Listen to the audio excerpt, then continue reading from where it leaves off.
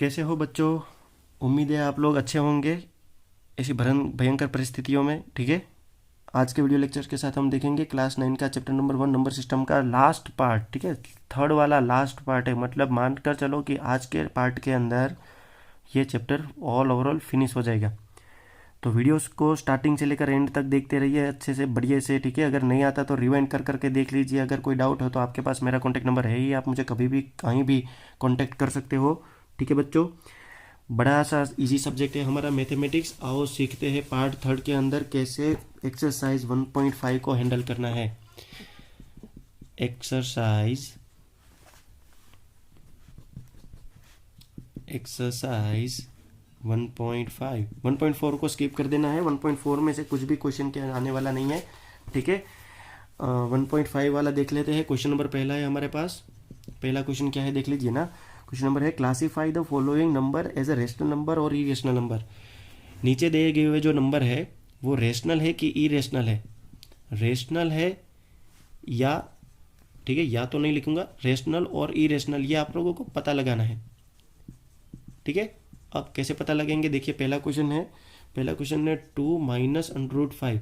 अब ये क्वेश्चन को अच्छे से देखो पहले। यहाँ पे कोई सिंप्लीफिकेशन करने वाला केस नहीं है। आप पहले अच्छे से देखो कि यहाँ पे √5 है, और जो √5 है वो एक इरेशनल क्वांटिटी है, क्योंकि √5 की वैल्यू ना तो मुझे पता है, ना तो आपको पता है, ना तो कैलकुलेटर को भी पता है। अब आप कहेंगे सर कैलकुलेटर को भी नहीं पता। हाँ, कैलकुलेटर को भी नहीं पता। आप √5 करके प्रेस करेंगे इक्वल टू, तो आपको समथिंग वैल्यू मिलेगी, डेसिमल के बाद कंटिन्यू आएगी, रिपीट नहीं होगी और नॉन टर्मिनेटिंग होगी। तो जो वैल्यू डेसिमल के बाद नॉन टर्मिनेटिंग होती है एंड नॉन रिकरिंग होती है, मतलब पॉइंट के बाद कहीं स्टॉप भी नहीं होती और रिपीट भी नहीं होती, ऐसी परिस्थितियों में उस वैल्यू को हम इरेशनल नंबर बोलते हैं ना। पिछले वीडियो लेक्चर आपने देखा होगा, आपको पता होगा। ओके, तो ये नंबर इरेशनल है। तो 2 माइनस √5 एक इरेशनल नंबर है, और इसलिए हम कह सकते हैं बच्चों कि कोई नंबर में से अगर इरेशनल नंबर सब्ट्रैक्ट होगा तो रिजल्ट उसका इरेशनल मिलेगा। तो जबकि इरेशनल नंबर 2 में से सब्ट्रैक्ट हो रहा है बच्चों, तो हम कहेंगे कि हियर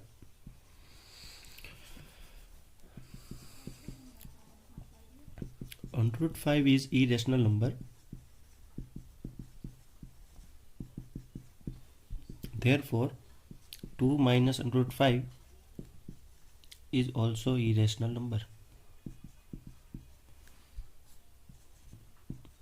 मैं एन और डॉट कर रहा हूँ, आप लोगों को एन और डॉट करने की बिल्कुल ज़रूरत नहीं है। इस प्रकार की हरकत पेपर में भी मत करना। ठीक है, मैं अच्छे से बता रहा हूँ, देख लीजिए। एन और फिर डॉट मत करना पेपर में। आप लोगों को तो लिखना है NUMBR, है ना। ज़्यादातर बच्चे बस कॉपी करते हैं, मतलब पूरे से एंड से लेकर लास्ट तक बस कॉपी ही मारते हैं सर की। कॉपी नहीं करनी है। अब क्या, मैं तो वीडियो लेक्चर पे पढ़ रहा हूँ, तो आप जानते ही होंगे ये बड़ा बड़ा लिखना थोड़ा। सो आप लोगों को पता है एन का मतलब एन और डॉट होता है नंबर में लिखता हूँ, पर आप लोगों को तो NUMBR लिखना है, इरेशनल नंबर। ठीक है, तो पहला क्वेश्चन इस प्रकार से सोल्व करना है बच्चों। इरेशनल क्वांटिटी कभी भी आप रियल नंबर, मान लो कहाँ गया डस्टर, अच्छा ठीक है, वीडियो पॉज करके नोट करना है। आप लोगों को पता होना चाहिए कि इरेशनल नंबर अगर कोई वोल नंबर होता है या तो इंटीजर्स में से सब्ट्रैक्ट करते हैं, तो उसकी जो राशि है, मतलब जो उसका रिजल्ट है, वो इरेशनल ही मिलेगा। इरेशनल का प्लस इरेशनल मिलता है, इरेशनल का माइनस इरेशनल मिलता है, इरेशनल का डिवाइड और मल्टीप्लाई हम कह नहीं सकते कि इरेशनल ही होगा, वो रेशनल भी हो सकता है। जैसे कि देख लीजिए नेक्स्ट वाला क्वेश्चन नंबर 2।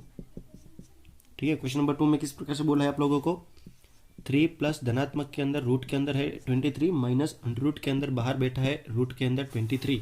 अगर इसको सोल्व किया जाएगा तो ये रहेगा 3 प्लस 23, ये माइनस हो जाएगा √23 सब्ट्रैक्ट हो गया, तो 3 प्लस 0 मिला, इट बिकम्स 3। 3 अपने आप में एक रेशनल नंबर है। आप सोचेंगे सर इसका P/Q फॉर्म तो नहीं है। हर एक नेचुरल नंबर रेशनल नंबर है, याद आया। Every natural number is a rational number, क्योंकि सबके नीचे हम 1 पुट कर सकते हैं 3/1। ठीक बच्चे, इसका मतलब ये हुआ कि here 3 is rational number, therefore, कैसा फोर, देयरफॉर 3 प्लस √23 माइनस 23, ठीक है, इज इक्वल टू भी रेशनल। तो फिर ये भी क्या मिलेगा, रेशनल नंबर मिलेगा। ठीक है बच्चों, वीडियो पॉज करके नोट करना है, नोट करना चाहे तो नोट कर लीजिए। चलो ठीक है, बाकी के another questions you will take in homework. Question number, बाकी के सारे क्वेश्चन आप लोगों को होमवर्क में करने हैं। क्वेश्चन नंबर 2 देख लीजिए, बड़ा सिंपल है। क्वेश्चन नंबर 2 है simplify each of the expression. आपको चुपचाप कह दिया है कि सिंप्लीफाई कर दो, बस आप लोगों को सिंप्लीफाई आना चाहिए। सिंप्लीफाई तो आप पिछले स्टैंडर्ड में करते थे ना, 8 में करते थे, बस वैसे ही करना है। देखिए ना क्वेश्चन में भी यहाँ पे लिख रहा हूँ 3 plus under root 3 multiplied 2 plus under root 2। देखिए मैं मल्टीप्लिकेशन का सिंप्लीफाई उस प्रकार से करूँगा कि अगर साधारण बच्चे को भी अगर इसका फॉर्मूला नहीं पता तो भी वो कर सकता है। मैं उस प्रकार से आप लोगों को एक्सप्लेन करवाऊंगा कि अगर कोई बच्चे को फॉर्मूला पता है ही नहीं तो भी वो कर सकता है। हालांकि जिसको फॉर्मूला पता होगा, आइडेंटिटी जिसने याद रखी होगी, वो तो वेल एंड गुड है, उससे ही कर सकता है। पर मैं उस अप्रोच से जाऊंगा कि मैं मानकर चल रहा हूँ कि मेरे सामने इस वीडियो लेक्चर देखने वाले जो बच्चे हैं उसको आइडेंटिटीज याद नहीं है। ठीक है, तो इस प्रकार से मैं यहाँ पे बात करूँगा और इस प्रकार से सिंप्लीफाई करूँगा। आप यहाँ पे ध्यान दीजिए प्यारे बच्चों, ये 3 जो है वो पहले मल्टीप्लाई होगा 2 के साथ, फिर वो 3 मल्टीप्लाई होगा रूट 2 के साथ। तो मानो यहाँ पे कुछ इस प्रकार से डिज़ाइन बनेगी। डिज़ाइन तो एक कहने का लहजा है, पर आप लोगों को पता चलना चाहिए। 3 मल्टीप्लाई होगा 2 के साथ, वही 3 मल्टीप्लाई होगा रूट 2 के साथ। So let us how to become it's that 3 2 जा 6। देखा आपने, 3 2 जा 6, 3 रूट 2 जा 3 रूट 2। क्योंकि रूट 2 की वैल्यू किसी को पता नहीं है तो वो 3 के बाजू में बैठ जाएगा, मल्टीप्लाई होने की देरी में वेटिंग करेगा कि मुझे वैल्यू जब पता होगी मैं 3 के साथ मल्टीप्लाई हो जाऊंगा। ठीक है, अभी इसके बारे में पता नहीं है। प्लस रूट 3 की बारी आ गई, रूट 3 भी सिमिलरली इसके साथ मल्टीप्लाई होगा, फिर रूट 3 इसके साथ भी मल्टीप्लाई होगा। तो रूट 3 2 जा 2 रूट 3 प्लस प्लस प्लस, फिर रूट 3 रूट 2 के साथ मल्टीप्लाई होगा, then plus plus plus root 3 multiply by root 2 होगा, रूट 2 3 जा 6। तो आप यहाँ पे एक बात आपने नोट की, मैं वही क्वांटिटी को अच्छे से मल्टीप्लाई करता हूँ जो क्वांटिटी ऑलरेडी रूट के अंदर है। पर जो क्वांटिटी रूट के अंदर नहीं है उसको मैं उसके बाजू में बिठा देता हूँ। जैसे कि यहाँ पे 2 रूट 3 तो 3 रूट 2 तो 3 रूट 2 ही आया, 3 अंडर रूट 3 2 तो 2 रूट 3 अंदर ही आया। ठीक है, इसको मैंने ऐसे नहीं किया कि रूट 6, और इसको भी मैंने ऐसे नहीं किया कि root 6। This is totally wrong. अगर दोनों क्वांटिटी रूट के अंदर है देन यस, तो आप लिख सकते हो। अब आप देखिए यहाँ पे 3 रूट 2 2 रूट 3। आप यहाँ कई बच्चे क्या करते हैं 3 2 5 करेंगे और फिर यहाँ पे रूट 2 और यहाँ पे रूट 3 ऐसे पुट कर देंगे। ये रॉन्ग है। आप लोगों को लाइक अनलाइक का खेल पता चलना चाहिए। इसके पीछे रूट 2 है, ये 3 रूट 2 इसके अंदर ऐड तभी होता अगर इसके पीछे भी रूट 2 होता, और अगर 2 रूट 3 ऐड इसके साथ तभी होता जब इसके पीछे रूट 3 होता, या तो यहाँ पे रूट 3 होता। मान लो रूट में रहने वाला नंबर अगर सेम है तभी वो ऐड होंगे, रूट में रहने वाले नंबर डिफरेंट है, भिन्न भिन्न है, तो वो ऐड नहीं होंगे। यानी लाइक अनलाइक टर्म्स आपको 8 में पता होगा। ठीक है, मैं इसके बारे में ज़्यादा बात नहीं करूँगा। तो आंसर क्या होगा, ये किसी के साथ कोई वाला टर्म्स किसी के साथ भी ऐड नहीं होगा, सारे टर्म्स अपने जगह पे ऐसे ही मुंह फुला कर बैठे होंगे। तो यही मेरा क्या होगा, आंसर होगा। इसके आगे कुछ नहीं कर सकते हैं, no. So this is the final answer. ये अपना सिंप्लीफाई वाला केस फिनिश हो गया। ठीक है, वीडियो पॉज करके नोट करना है तो नोट कर लीजिए प्यारे बच्चों। आगे बढ़ते हैं हम क्वेश्चन नंबर 2 की ओर। क्वेश्चन नंबर 2 क्या है, देखिए 3 plus root 3, 3 plus under root 3, bracket के अंदर वापस दिया है 3 minus under root 3, 3 minus under root 3। तो देखिए ना क्या करना है, a plus B A minus B, पकड़ो देखो, a plus B A minus B है, a plus B A minus B. इसकी फ़ोटो इसकी जैसी ही लग रही है हूबहू। देखो इसकी फ़ोटो कंप्लीटली इसके साथ मैच हो रही है। ऐसी परिस्थितियों में हम क्या करते हैं, ए स्क्वेयर माइनस बी स्क्वेयर करते हैं। ठीक है, तो मैं यहाँ पे यही करूँगा। जबकि मुझे दिया है 3 plus under root 3, 3 minus under root 3 दिया है, तो मैं क्या करूँगा, देखिए ना, A square minus B square, A की जगह पे 3 है, बी की जगह पे रूट 3 है। आपको पता होगा 3 का स्क्वायर 9 होता है। आपको ये भी पता होगा रूट 3 का जब स्क्वायर करते हैं तो रूट 3 का, चलो ये तो थोड़ा लेवल अप हो गया। रूट 3 का स्क्वायर रूट 9 होगा और रूट 9 वापस 3 बाहर आ जाएगा, तो 9 माइनस 3, क्योंकि रूट 9 3 होता है हमें पता है। So basically the result is getting 6। ठीक है, ये सिंप्लीफाई का केस था, सेकेंड वाला क्वेश्चन।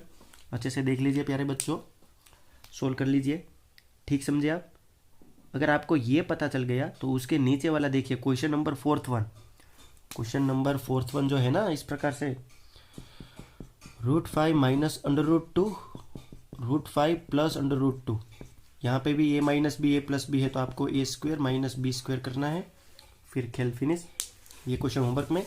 थर्ड वाला क्वेश्चन भी होमवर्क में। थर्ड वाला क्वेश्चन क्या है देख लीजिए, मैं आप लोगों को हिंट दे देता हूँ जल्दी जल्दी से।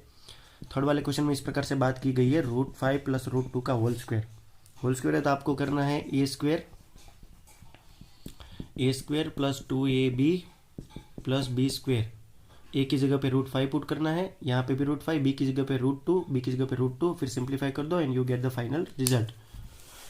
तो आप लोग समझ गए होंगे मैं क्या कहने जा रहा हूँ। मैं कहने जा रहा हूँ कि क्वेश्चन नंबर 2 पूरा का पूरा होमवर्क में। आई होप आपने वीडियो पॉज करके नोट कर लिया होगा। तो क्वेश्चन नंबर 2 भी क्या करना है, होमवर्क में लेना है। Question number 3, question number 4 skip कर दो, क्वेश्चन नंबर 5 पे आ जाओ। क्वेश्चन नंबर 3, क्वेश्चन नंबर 4 क्या करना है, स्किप करना है, और क्वेश्चन नंबर 5 पे आ जाना है। Question number 5 is very interesting and very important also. बहुत बार एग्जाम में आएगा, 10th में चाहो या फिर 9th में आएगा, मतलब आएगा, ठीक है। क्वेश्चन नंबर 5 की हेडलाइन कुछ इस प्रकार से प्यारे बच्चों कि रेशनलाइज द डिनोमिनेटर।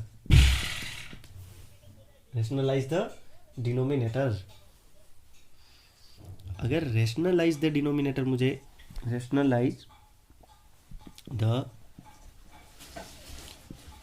डिनोमिनेटर, कैसे रेशनलाइज द डिनोमिनेटर करना है देख लीजिए, ठीक है। रेशनलाइज द डिनोमिनेटर कुछ इस प्रकार से करना है। बड़ा इंपॉर्टेंट क्वेश्चन है, मैं टेस्ट में क्वेश्चन पेपर के अंदर इनमें से सम निकालूंगा, तो आप ध्यान देना। 1 के डिनोमिनेटर में √7 है, 1 के डिनोमिनेटर में कितने हैं, √7 है। तो अगर मुझे 1 के डिनोमिनेटर में √7 का रेशनलाइज करना है डिनोमिनेटर के फॉर्म में, तो प्यारे बच्चों यहाँ पे आपको एक ही बात करना है, रेशनलाइज डिनोमिनेटर का पहले तो मतलब समझ लो। क्या होता है रेशनलाइज द डिनोमिनेटर का मतलब? रेशनल डिनोमिनेटर का मतलब इतना ही होता है कि आप लोगों को डिनोमिनेटर के अंदर से रूट को हटाना है। किसको हटाना है? रूट को हटाना है। मतलब अनरूट वाली जो क्वांटिटी है उसको आपको सब्ट्रैक्ट करना है। सब्ट्रैक्ट करना है मतलब नेगलेक्ट करना है, हटा देनी है। अब ये रूट तो तभी हटेगा भाई जब इसके साथ में √7 को ही मल्टीप्लाई कर दो न्यूमरेटर में और डिनोमिनेटर में। तो यहाँ पे ये जो मैंने किया ना, इसको कहते हैं रेशनलाइज, इसको कहते हैं रेशनलाइज फैक्टर, ठीक है। इस प्रकार से आप लोगों को मल्टीप्लाई कर देना है, किसको? √7 को √7 के साथ। तो यहाँ पे न्यूमरेटर में क्या बना, देखिए ना, √7 जा √7 और √7 क्या होगा, सिर्फ 7 होगा। सो this is what, this is my final answer. देखा आपने, डिनोमिनेटर में रूट निकल गया, डिनोमिनेटर में रूट ही नहीं है। इसको कहते हैं rationalize the denominator. Question number 2 वाला देख लीजिए, 1 divided by √7 minus √6, 1 divided by √7 minus √6। अगर इसका रेशनलाइज डिनोमिनेटर करना है तो मैं पहले ये नंबर लिखूंगा, √7 माइनस √6, फिर मैं मल्टीप्लाई करूंगा सेम नंबर ऊपर और सेम नंबर नीचे, यानी न्यूमरेटर में डिनोमिनेटर में सेम नंबर लिखना है। पर यहाँ पे तो अब 2 नंबर है, इधर पे तो 1 ही था, यहाँ पे 2 है, 2 टर्म्स है। तो क्या करना है, √7 माइनस √6 का मैं लिखूंगा √7 प्लस √6, क्योंकि अगर √7 प्लस √6 लिखूंगा तो ये a माइनस बी का काम करेगा, ये a प्लस बी का काम करेगा। जब a minus B, a plus B जैसी इसकी फोटो होगी तो मैं लिख सकता हूँ डिनोमिनेटर में a² minus b²। I hope आप समझ गए होंगे। तो ये √7 प्लस √6 होगा, तो यहाँ पे √7 √6 के साथ मल्टीप्लाई 1 के साथ होगा, तो ये वैसे ही वैसा बनेगा। मतलब यहाँ पे क्या बनेगा, न्यूमरेटर में √7 प्लस 6 1 जा √7 plus 6 as it is, and here we get the right down √7 minus √6 and here √7 plus √6। तो देखिए ना, ऊपर क्या बना, √7 प्लस √6 एज इट इज, और नीचे क्या बना, a minus B, a plus B. ऐसी परिस्थितियों में a² माइनस b², ये स्क्वायर है, ठीक है। मार्कर का जो पॉइंट है वो थोड़ा ठीक है, ठीक है, ठीक है। तो आप लोगों को थोड़ा यहाँ पे √7 और यहाँ पे √6, ठीक। इसका रिजल्ट क्या बना, √7 प्लस √6 डिवाइडेड बाय √7 का कितना होता है 49, 49 का वापस 7, √6 का होता है 36, रूट के अंदर 36 मतलब 6। तो फाइनली आपको मिला √7 plus √6 divided by 1, divided bye 1। पर 1 लिखो या ना लिखो कोई फ़र्क नहीं पड़ता, चाहे रहने दो चाहे हटा दो, डज नॉट मैटर। यानी इसका जो रेशनलाइज डिनोमिनेटर है वो इतना आएगा, इसका आंसर ये आएगा, ठीक है।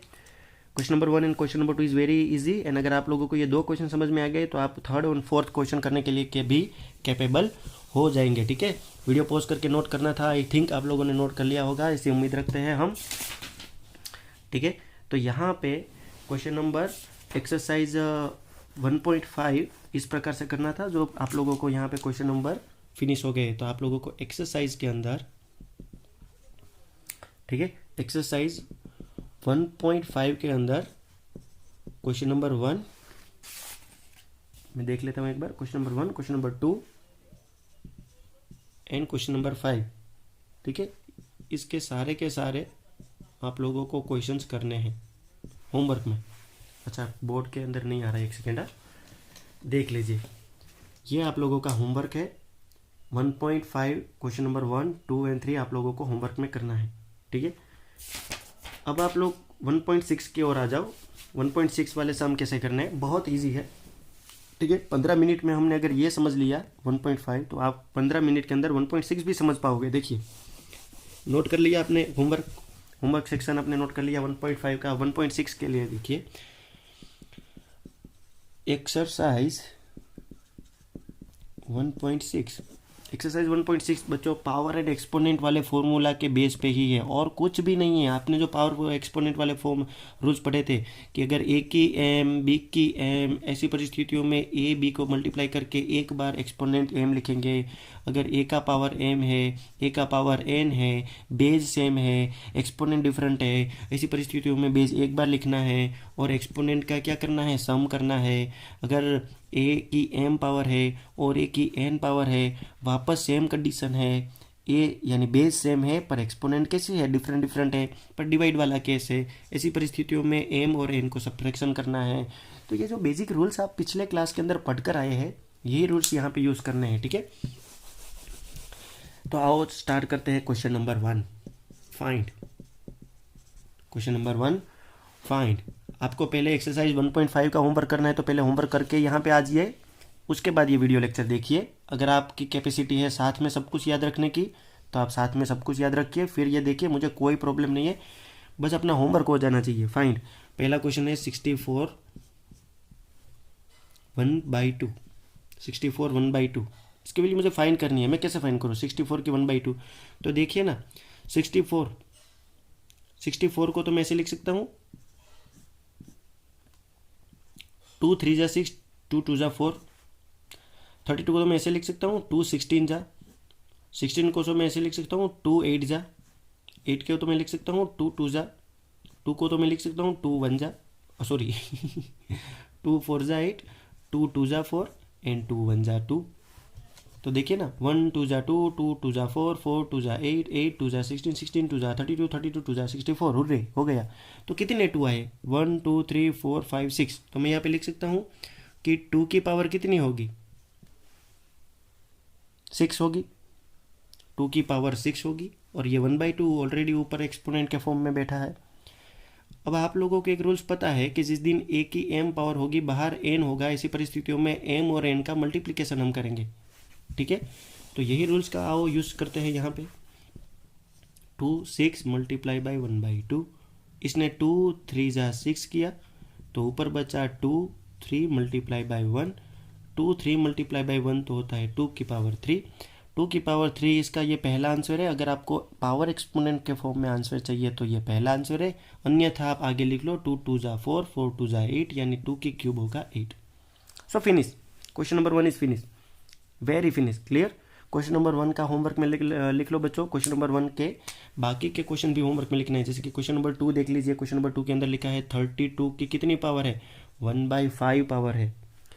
तो बच्चों 32 की 1/5 पावर है, तो इसमें कोई भयभीत होने वाली बात नहीं है। आप लोगों को पता है कि 2 कैसे होता है, 2 2 जा 4, 4 2 जा 8, 8 2 जा 16, 16 2 जा 32, इसकी 1/5 पावर, क्योंकि 1/5 दिया था तो 1/5। 32 को मैंने 2 के बेस पे एक्सपेंड किया।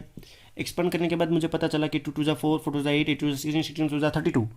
ये तभी होता है जब 2 की 5 पावर लगती है। आप काउंट कर लेना, 1 2 3 4 5, यानी 2 की पावर 5 मल्टीप्लाई बाई 1/5 अभी भी बाहर बैठा है। ये जब मल्टीप्लाई होगा तो ये कटेगा, तो 2 की 1 पावर बेसिकली क्या आंसर आएगा 2।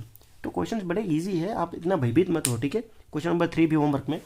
तो यहाँ पे वीडियो स्टॉप करो, और आप लोगों को नोट करना है तो नोट कर लीजिए, या तो स्क्रीनशॉट लेना है तो स्क्रीनशॉट ले लीजिए जल्दी से। 1 2 3 ओके गो। ठीक बच्चा, क्वेश्चन नंबर 1 पूरे के पूरे होमवर्क में। क्वेश्चन नंबर 2 देख ले। क्वेश्चन नंबर 2 वो भी क्या कहा है आपने, फाइंड कहा है। क्या कहा है आपको, फाइंड कहा है। तो फाइंड वाला क्वेश्चन का पहला क्वेश्चन देख लीजिए, बड़ा धमाकेदार क्वेश्चन है। यहाँ पे कहा है आप लोगों को 9 की 3/2 पावर, 9 की कितनी power, 3/2 power. It's very easy.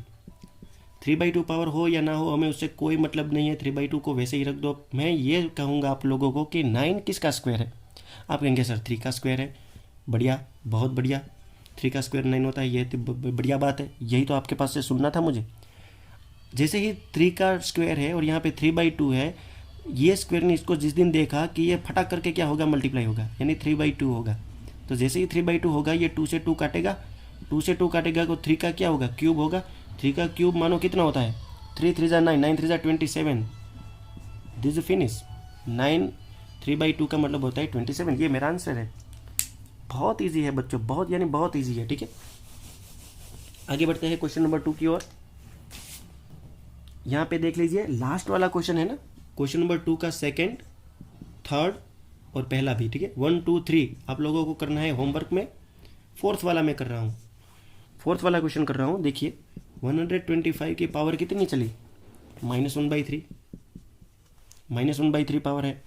तो आपको पता है कि 125 वैसे तो कब होगा, आप लोगों को एक रूल्स भी पता होना चाहिए कि कोई भी नंबर है और उसकी अगर नेगेटिव पावर है, कोई नंबर है और इसकी नेगेटिव पावर है, तो इस पावर को अगर पॉजिटिव करना है तो मैं 1 के डिनोमिनेटर में लिख सकता हूँ। ये एक रूल्स है। इसका वाइजावर्स भी पॉसिबल है। जैसे कि अगर कोई नंबर पॉजिटिव पावर लेकर बैठा है, कोई नंबर पॉजिटिव पावर या तो पॉजिटिव एक्सपोनेंट लेकर बैठा है और उसको अगर मुझे नेगेटिव एक्सपोनेंट बनानी है तो मैं 1 के डिनोमिनेटर में उस एक्सपोनेंट को सेंड कर दूंगा। तो बेस नेगेटिव नहीं होता, सिर्फ पावर नेगेटिव से पॉजिटिव, पॉजिटिव से नेगेटिव ट्रांसफर होती है जब वो 1 के डिवाइड में चला जाता है। बस इतना ही याद रखना है। बेस नेगेटिव नहीं होता, बेस तो वही रहता है। यानी 125 की -1/3 पावर है। अगर ये 1/3 की -1/3 मुझे करना है तो मैं ऐसे लिखूंगा 1 के डिवाइड में 125 की कितनी पावर, 1/3 पावर, ऐसे लिख सकता हूँ। आगे देखिए 1/125 we know that 125 how is that, 5 5 जा 25, 25 5 जा 125। तो 5 का क्यूब होगा, तो ये 5 का क्यूब और बाहर 1/3 वापस बैठा है। ठीक है, तो ये क्या होगा, 1 के डिवाइड के अंदर 5 का जो क्यूब है और यहाँ पे 5 का जो क्यूब है, 5 का क्यूब मल्टीप्लाई बाई 1/क्यूब, ये मल्टीप्लाई होगा, 3 से 3 काटेगा, 1 के 5 1 पावर यानी कितना होगा, 1/5 होगा। Okay, so 1/5 is answer. अगर पीछे अगर आप लोगों को 5 की -1 पावर होगी तो ये 1 पावर है वो ऊपर चला गया, यानी -1 आ गया। ये भी आंसर राइट है, ये भी आंसर राइट है, चाहो कोई भी आंसर ले लो। ठीक है, तो क्वेश्चन नंबर 1 का क्वेश्चन नंबर 2 होमवर्क में ले लो बच्चों। Question number 1 and question number 2 पूरे का पूरा होमवर्क में। ठीक है, अब चलते हैं हम क्वेश्चन नंबर 3 की ओर। 3 वाला क्वेश्चन है वो भी सिंप्लीफाई में है। Question number 3 question number 3 simplify. Simplify के अंदर हमें कहा है, पहला क्वेश्चन देख लीजिए, 2 की 2/3 मल्टीप्लाई बाई 2 का कितना है, 1/5। 2 का 2/3, 2 का 1/5। अब यहाँ पे बेस सेम है। जब बेस सेम होता है तो पावर का क्या होता है, एडिशन होता है, याद रखना। जब बेस सेम है और मल्टीप्लाई होगा तब पावर अपने आप ऐड हो जाएगी। तो ये 2 एक बार लिखा मैंने, यहाँ पे 2/3, यहाँ पे 1/5। ठीक है ना, तो 2 एज इट इज़। यहाँ पे एलसीएम ले लूँ मैं, 15 बनाऊँ। 15 तो तभी होगा जब इसको 5 मिलेगा, इसको 3 मिलेगा। अगर इसको 5 देना है तो इसको भी 5 देना पड़ेगा। तो कहा जाता है कि 5 2 जा 10, और इसको 3 देना पड़ेगा तो इसको भी 3 देना पड़ेगा। तो 3 1 जा 3 डिवाइडेड बाई 5 3 जा 15, है ना। ये बड़ी बात समझ में आ गई आप लोगों को, वेरी गुड। 2 10 और 3 बनाकर कितना हुआ, 13, 13/15, यानी ये रिजल्ट मिला 2 की पावर 13/15। ये आपका आंसर, ये क्या है, ये आपका आंसर। ठीक है, यानी इसका सिंप्लीफिकेशन ऐसे मिला। वीडियो पॉज करके नोट करना है, नोट कर लीजिए। हम आगे बढ़ते हैं। क्वेश्चन नंबर 2 वाला देखिए, है ना, बहुत सिंपल है। पता नहीं मैं ये सम क्यों करवा रहा हूँ आपके पास, क्योंकि ये आप लोगों ने पिछले क्लास पिछला क्लास मानो 8 क्लास, छोटे क्लास के अंदर आप ये सब कुछ करके आए हैं ना, आप सब करके आए। 3 का क्यूब, यहाँ पे 7। तो आपको पता होना चाहिए ए और बी, और अगर ऊपर एक पावर m बैठा होता है तो ऐसी परिस्थितियों में ए को भी m अप्लाई होता है और बी को भी m अप्लाई होता है। ऐसी परिस्थितियों में हम यहाँ पे काम करेंगे तो 1 की पावर 7 और यहाँ पे 3 की 3 पावर तो क्वेश्चन ने दी थी और ये 7 उसके अप्लाई होगा। तो 1 की पावर कितनी भी हो, 1 की पावर कितनी भी हो, ठीक है, 1 की पावर चाहे कोई भी हो, रिजल्ट 1 मिलेगा। रिजल्ट क्या मिलेगा? 1 मिलेगा। सिर्फ 0 होगा तो भी 1 मिलेगा, ठीक है। 1 की पावर 0 होगा तो भी रिजल्ट 1 मिलेगा। 1 की पावर 7 1, 7 3 जा कितना होगा? 21। तो इसका रिजल्ट होगा 3 के -21, क्योंकि पॉजिटिव पावर है, ऊपर गया तो नेगेटिव, ठीक है। ये इसका simplification, very easy, clear. Question number 2 and question number 3, question number 3 and 4 आप लोगों को होमवर्क में करना है। वीडियो पॉज करके नोट करना है, नोट कर लीजिए, ठीक है। तो होमवर्क सेक्शन की बारी आ गई। आप लोगों को होमवर्क में एक्सरसाइज 1.6 का क्वेश्चन नंबर 1 पूरा का पूरा करना है, क्वेश्चन नंबर 2 भी पूरा का पूरा करना है, एंड क्वेश्चन नंबर 3 पूरा का पूरा करना है, ठीक है। ब्लर हो गए, 1 सेकेंड, हाँ ये बड़ी बात। क्वेश्चन नंबर 1 पूरा का पूरा, क्वेश्चन नंबर 2 पूरा का पूरा, क्वेश्चन नंबर 3 ऑल, ठीक है। एंड फाइनली यहाँ पे हमारा चैप्टर होता है क्लोज, यानी फिनिश। पहला चैप्टर फिनिश हो गया हमारा यहाँ पे, ठीक है। 3 पार्ट के अंदर आप लोगों ने अच्छे से देखा होगा। अगर कुछ डाउट है, कुछ समझ में नहीं आता, आपका मेरा कॉन्टैक्ट नंबर आपके पास है ही, आप मुझे कभी भी कॉन्टैक्ट कर सकते हो बच्चों। जल्दी से 1.6 का होमवर्क भी फिनिश करके हमारा जो व्हाट्सअप ग्रुप है उसके अंदर आप सेंड कर देना, ठीक है। Bye bye.